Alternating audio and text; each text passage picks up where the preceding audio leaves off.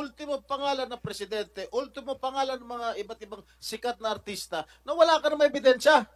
Your Honor. Sinasabi galing sa informant. Your Honor, Sandali lang. Can you just let me finish? Personnel ng PDEA were coming from the PNP. Kaya imposible makapagtago ito ng kanyang identity doon sa mga pulis na nandoon sa PDEA kung ito yung mga kaso niya, hindi niya dinidisclose. Your Honor, tama po yun. Kasi nung panahon na yun, kung di po ako nagkakamali, ang hepe o acting director ng Human Resource Management o yung admin ng PDEA ay police. Police Commission Officer, Your Honor. Imposible ho na magano ako ng mga anumang itatago ko dyan, hindi po pwede. At yung IIS, Your Honor, na nagkakandak ng background investigation, panay police. Hindi po pwede lulusot po ako. At sigurado ko, kung iskalawag ka na pulis, lalong-lalo na PDEA papasukin mo, mukhang malabo siguro, mukhang siraulo ang PDEA kung tatanggapin ka, kung iskalawag ka na pulis. Yung Your Honor, ang sinasabi ko doon kay General Lasso, ibig sabihin, mas magaling ka pa kay General Dionisio Santiago sa military parlance, Your Honor, at saka sa police parlance. Ang tawag doon, magano, kupal. Your Honor, si General Santiago, patawarin niyo po ako doon sa words ko, pero yung po yung military parlance at saka police parlance, pagka ang isang opisyal, hindi magan ng tawag dyan. Your Honor, napaka-tinong opisyal ni General Santiago. Ano tawag? Magan, Your Honor. Magang? Magan. Magan or kupal, Your Honor. Totoo ba yan, Mr. Chair? Yes, magan, stricto. Ibig sabihin ng magan, stricto. Kupal, yung wala. Kurap na opisyal.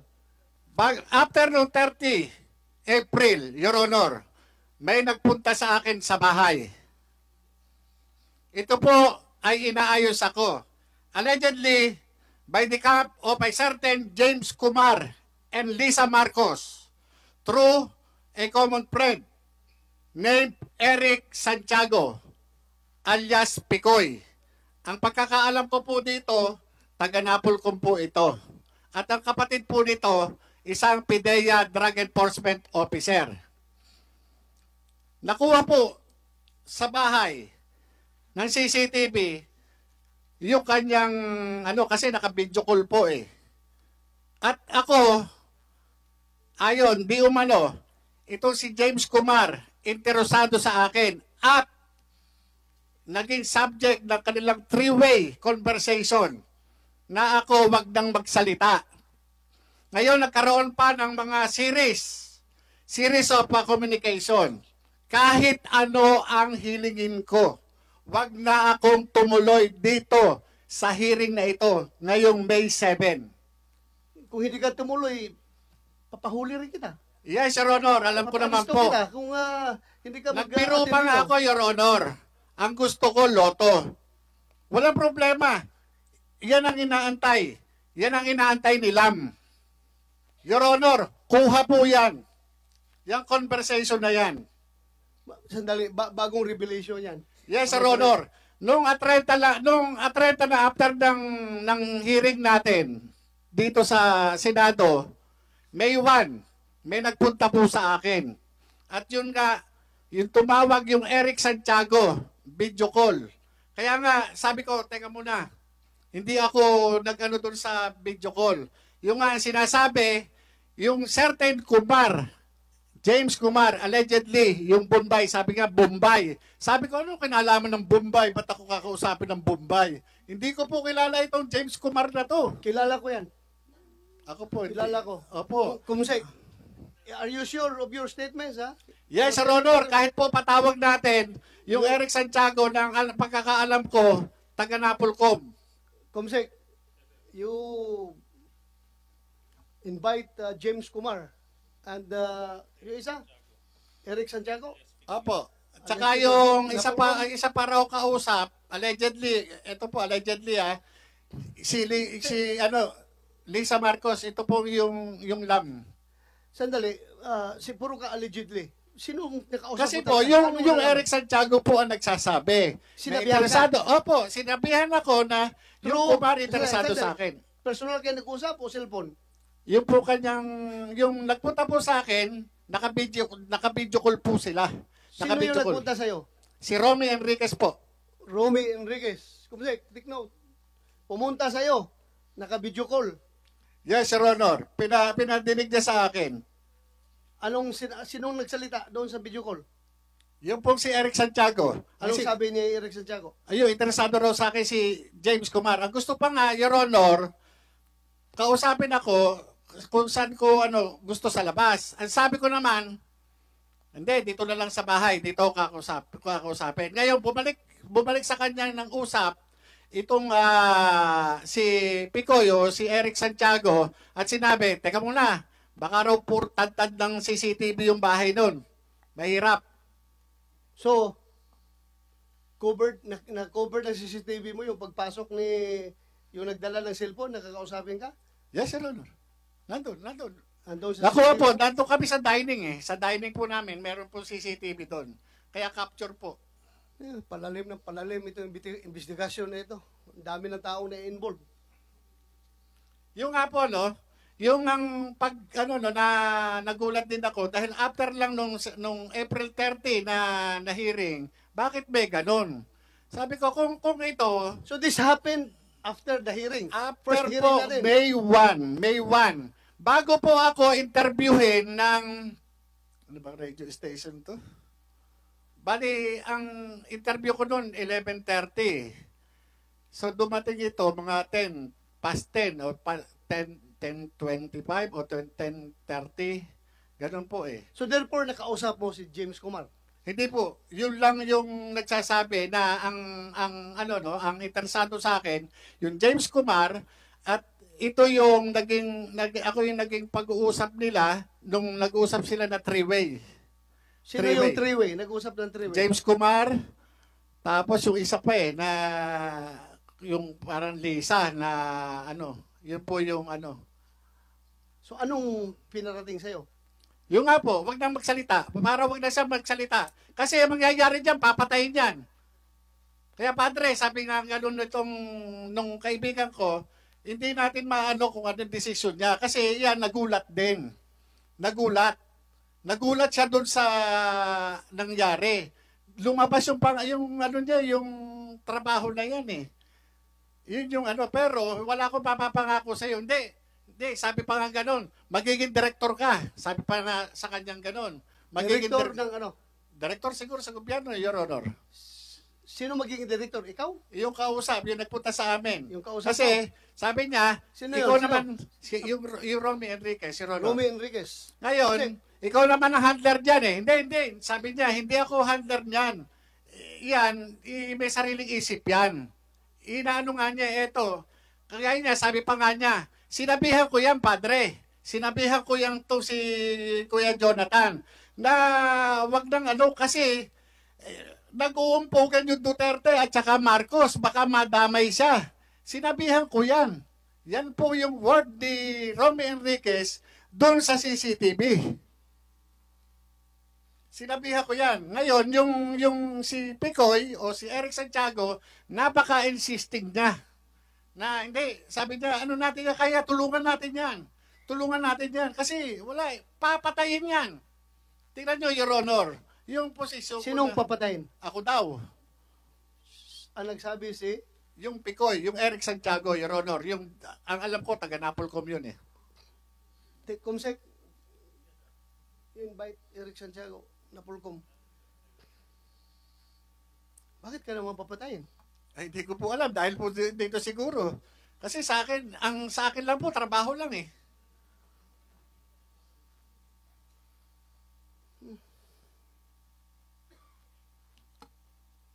Mr. Chair, if I may. Yes, go ahead. Mabalik ko lang dun sa pag-misrepresent mo dun sa pagpasok mo sa PIDEA. Yes, Your Honor. Okay.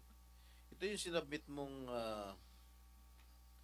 mga dokumento sa PIDEA na sinasabi mo during those dates, investigador ka, VIP security, what so and so forth. Wala kang nilagay na you were dropped from the PNP and you were dismissed from the PNP. Your Honor, yun po yung allegation na lang ng PDEA sa ngayon. Nung panahon po ng recruitment process, na-comply ko po lahat yan. Never wrote in the in your PDS, yung parang personal data sheet, that you were dropped from the rolls of the PNP. Your You Honor, were dismissed from Your the Honor, service. merong pinasubmit sa akin, may pinakomply nga po, yung PDEA recruitment, pinakomply po lahat sa akin. Na-comply ko po lahat yan. Ano pinakomply sa'yo? Lahat po ng mga lacking na documents. Halimbawa, lumabas sa background investigation, halimbawa, may ganito, may lacking ako. Pinakomply naman po, eto, may ganyan, alam mo ba to? Hindi ko po alam. Kung ngayon, alam ko na, inayos po yan. Yung ginagawa po nila sa akin na hinahanapan ako ng kasiraan, nagtataka po ako. Sa halip na yung subject na sinasabi ko sa kanya, sinulatan ko po si General Lasso, Your Honor eh. Magmula nung matanggap ko yung information na yan, galing kay Mr. Dave Curioso nung April 2, nag-antay po ako ng anong mangyayari. So kaya nung wala akong matanggap na anumang paabiso galing sa PDEA para tanungin ako, formal po akong sumulat sa PDEA noong April 7 para po maliwanagan po kung ano man yung gusto yung nalalabuan sila. Sa katunayan, ito po yun, no?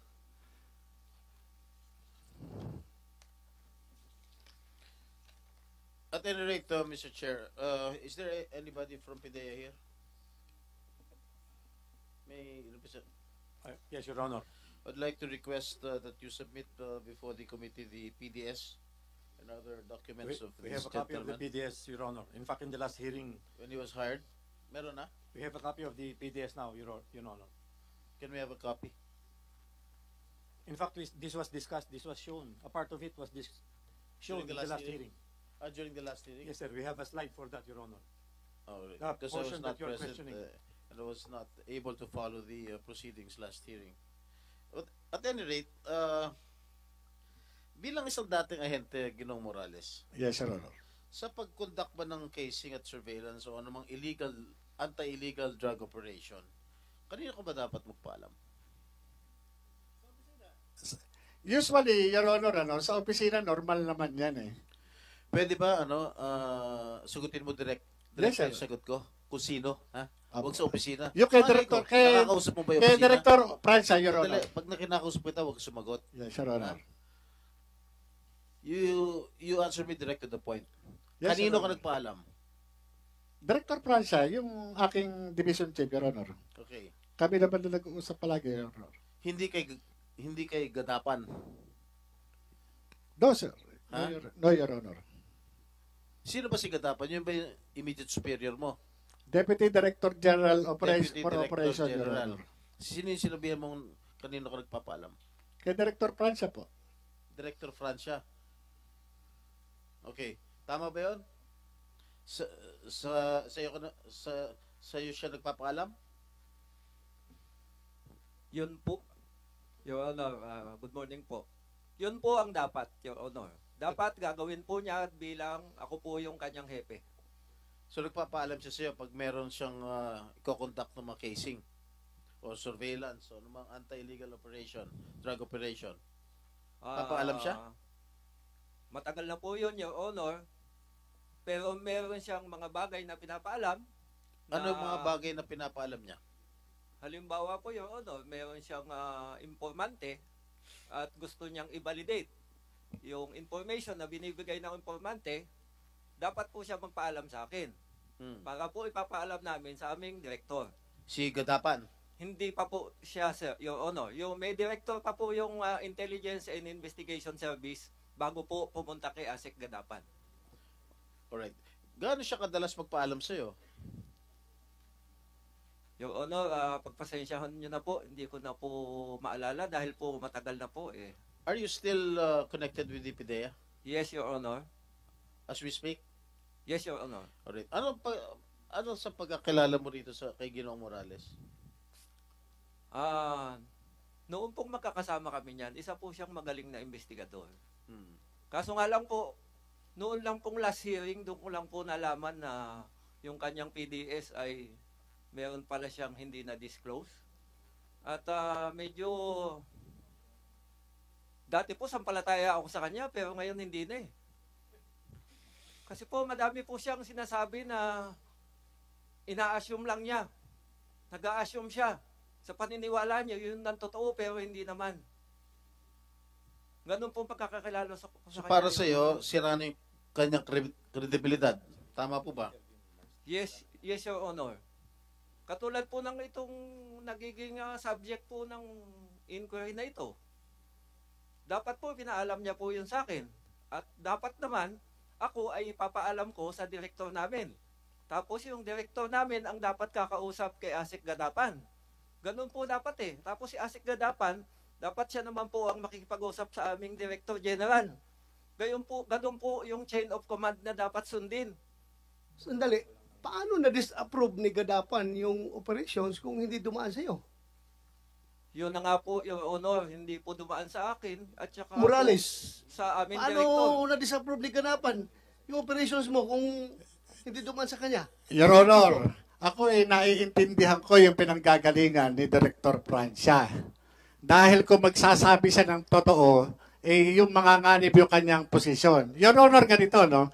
Hindi po pwede na hindi alam ni Director Francia yung trabaho namin. Kasi siya yung direktang boss ko.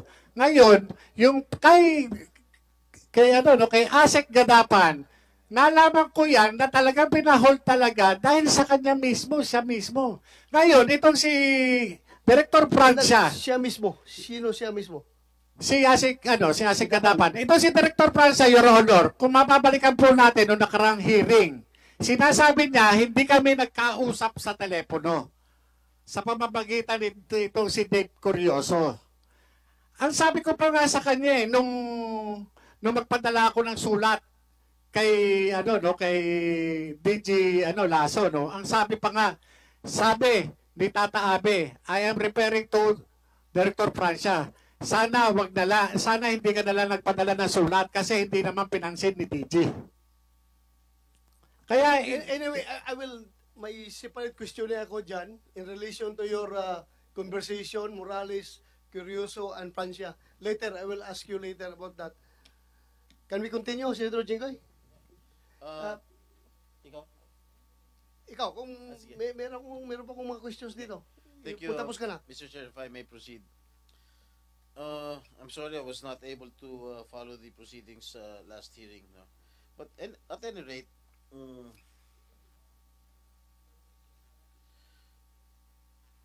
during the last hearing, the authority to operate provides that 7 other personnel of the PIDEA Intelligence and Investigation Service, or IIS, were supposed to join the anti-drug operation against then Bongbong Marcos. Am I correct? yes, sir. But when asked during the previous Senate hearing, who were these 7 personnel, you conceded that you cannot even name or remember one. Wala ka naalala. Your Honor, yan pong 7, normally nilalagay po namin yan doon sa pre-ops. Tsaka doon sa authority. I'm asking you, you cannot remember that even one. Sino po? Yung 7 operatiba, Your Honor? 7 personnel of the PIDEA Intelligence, yung PIDEA IIS, Intelligence and Investigation Service. Paano kung Your Honor wala nakilala? Last hearing daw, the authority to operate provides that, may nagtanong sa'yo, hindi ko alam kung sino, the authority to operate provides that 7 other personnel of the PIDEA Intelligence and Investigation Service, or yung tinatawag na IIS, were supposed to join the anti-drug operation against Bongbong Marcos, aka Bonget. Correct? Am I correct? Your Honor, wala akong natatandaan na At may nagtanong pa sa inyo during the last nagtanong pa sa inyo during the last hearing kung sino yung mga 7 personnel ng PIDEA na yun. Wala ka naalala ni isa. Last hearing, Your Honor, wala pong nagtanong sa akin na tungkol po doon sa 7 Now, 7 operatiba sige, po. ako magtatanong sa iyo. Sino itong 7 personnel na ito ng PIDEA? IIS. Nandyan po, Your Honor? Na Senator Jinggoy, maybe you're referring to yung 7 na nag-execute ng affidavit na hindi nangyari yung operations na ginawa nila? Because that was not, wala, I presided that hearing at hindi ko narinig yung sinabi niya na 7 na kasama niya sa operation. Meron ka ba binanggit na... Wala, Your Honor Wala akong natatandaan na nagtanong kayo na sino-sino yung elements. Ang nandyan lang, yung ano, no, kung ano lang po yung entries na naandyan. Okay. You were also saying that when you got dismissed or separated from PIDEA, you left the alleged authority to operate in the pre-operation report at the IIS. Tama ba? Yes, Your Honor, nandun sa opisina. Do you have any proof that you did left the said documents to IIS? Wala. Informal lahat po sa yung ginagawa namin, Your Honor. At nung umalis kami doon, nung na-transfer kami, hindi na kami nakabalik, Your Honor, doon sa opisina na yun. Ultimo nga po, yung case folder ko na lang. Paano, educate me, paano nabanggit ang pangalan ni Presidente, pangalan ni Marcel Soriano, at iba't iba pang person? Your Honor, ito yung confidential informant na nakunan ko ng statement. At ito, Who is this confidential informant? hindi ko po maalala, Your Honor. Anak ng Sa tagal. patawala. Sa tagal po, Your Honor. Alam mo, ikaw Morales, nagbabanggit ka ng pangalan ng mga personalidad, ultimo pangalan ng presidente, ultimo pangalan ng mga iba't ibang sikat na artista na wala ka na may ebidensya. Your Honor. Sinasabi galing sa informant. Your Honor, Sandali lang. Can you just let me Yes, Your finish? Honor. Ang sinasabi mo, galing sa informant. Ngayon, ang sinasagot mo sa akin, hindi mo natatandaan kung sino informant mo? Ha? Am I correct? Hindi mo natatandaan? Your Honor. Naninira ka lang ng tao eh. Your Honor, pagpaumanhin niyo po, ako po bilang investigador, kumuha lang po ako ng salaysay. Ang confidential informant po, yung nag-declare. Yung pong lahat ng kanyang testimonya, ni-reduce ko po yun doon sa kanyang sworn statement. Ang aking motivation para kunan siya ng salaysay ay dahil doon sa dala niyang litrato, 5 pirasong litrato. Na yung litrato na yon, na pinrint, magmula doon sa kanyang cellphone, pinakita, Your Honor, yun. Pinakita yun. Yung mga, ano na yan, yung mga tao na naandyan, siya po mismo ang nag-declare. Kahit kilala ko, o nakikilala ko yung tao na naandon sa picture, tinanong ko po sa kanya. Kahit kung ano yung ginagawa doon, tinanong ko po sa kanya. Hindi ko po siya pinangungunahan. Your Honor, sa dami ng mga nahawakan kong kaso sa PIDEA, hindi po kara-kara, kagaya nga sabi ko po sa inyo, yung mga dokumento, kinakailangan ko makita para maging specific po ako. Mayroon akong ibang naaalala, pero pagpaumanhin po ninyo, hindi po lahat o kabuuan maaalala ko. Pero imposible na hindi ko po matandaan, Your Honor. Ito po yung, siya po ang nagsabi Sige, doon. bigyan mo ako dokumento na Your Honor, nandun nga po sa PIDEA. O nasa Doon po naiwan yun. Hindi naman po ako nag-uuwi. O PIDEA, meron bang pangalan si Marcel Soriano at saka si Presidente Marcos? Your Honor, in the pre-operations report, there is no such name. But there's a hidden phrase there. No mention of the name Bongbong Marcos There is the name of Bongbong Marcos alias Bonget, Your Honor. na involved? No, I mean in the pre-operations. I'm referring to the pre-operations report, Your Honor. But the drug list, There is no name of the Oh, president, see? Your Honor. Marcel Soriano. No name, Your Honor. Your Honor, ito po even si Pangulong Senator Duterte. Jinggoy, if I may, Jonathan, Your Honor. yung ayaw, klaruhin natin ito talaga bang nakalimutan mo na kung sino yung confidential informant mo or ayaw mo lang sabihin because you don't want to break the trust between a informant and handler? Alam natin, as operatives, meron tayo diyang agreement between you and the confidential informant na hindi mo i-disclose yung pangalan niya no matter what happens. So, am I correct to assume na ayaw mo lang sabihin dahil ayaw mong ilaglag yung informant mo or talagang nakalimutan mo na kung sino siya? Alam niyo, Your Honor, pinipilit kong alalahanin yung pangalan ng tao. Kung, Babae, lalaki. Your Honor, yung mahirap kasi kung i-divulge ko yung kasarian ng confidential informant, Your Honor, makakanib ang buhay noon. Hindi po man sa, yung confidential informant, Your Honor, hindi po sa, talagang makakanib ang buhay, ma-identify kagad siya. Operator ka, ako operator din ako. Alam kong hindi ko ilaglag yung aking informant. Pero andito na tayo sa punto na ikaw na mismo ngayon, yung credibilidad mo ang tinatanong mo, baka nagsisinungaling ka dahil baka gawa-gawa mo lang ito dahil wala kang maituro na informant eh.